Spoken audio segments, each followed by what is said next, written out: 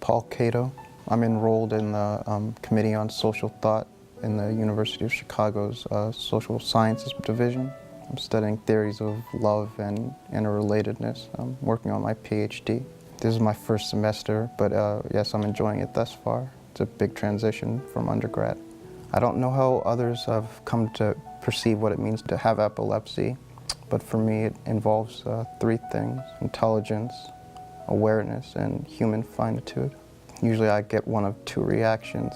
Either they'll look at me blankly with the look of confusion or fear, in which case I'll have to calm them down. I'll have to tell them, don't worry, my seizures aren't nearly as scary as you might imagine. I'm not going to look like something out of The Exorcist. Or if they are more open to it, more understanding, I'll go and I'll have a conversation and we'll explain what it means to experience a life with epilepsy. When I was first diagnosed, I couldn't quite understand what role it would play in my life. I based my understanding of what it meant to have epilepsy from what I saw on TV. As I went through high school, my seizures weren't nearly as severe or frequent as other people I knew and that my doctor saw. So I had to turn to something I did know about in order to put it in context.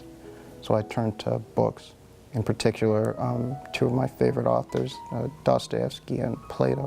Dostoevsky had epilepsy himself, and a number of his books are written with characters who have epilepsy.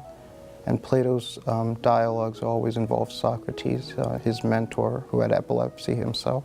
I think one story that stands out most of all comes from Plato's Symposium. Socrates is at a party, and he wanders off.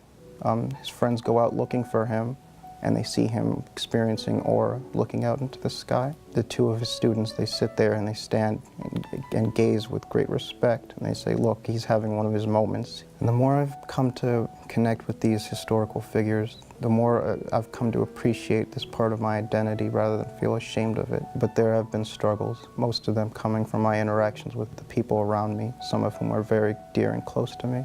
At various points I've been told that my epilepsy is a privilege. I've been kicked out of classes because my seizures made my supervisors uncomfortable or angry. Times I've been told that I have the devil in me or that I'm being affected by evil spirits. For a while, my reaction to all this was entirely reactionary, and I let their unkindness shape my sense of self. But now I see that the prejudice I face is less about me than it is about my neighbors. Instead of being unnerved by my condition, these people are fearful over their own health, and witnessing me seize seems to remind them of decay of their own health and well-being. And rather than be reminded of that when they see me seize, they'd rather say, no, let's push Paul away, let's keep him out of this space. We don't need to be reminded of what could happen to us when we get older or near approach our own demise. And while I used to do this kind of work while working with loved ones, turning to the 2020s groups has been an amazing experience. I can sit in a library full of old books reading about Socrates and Dostoevsky, but sharing a fellowship with people with epilepsy who died long ago is not the same as sharing with people my age living right here with me.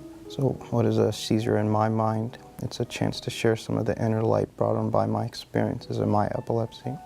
My name is Paul, and I'm remarkable.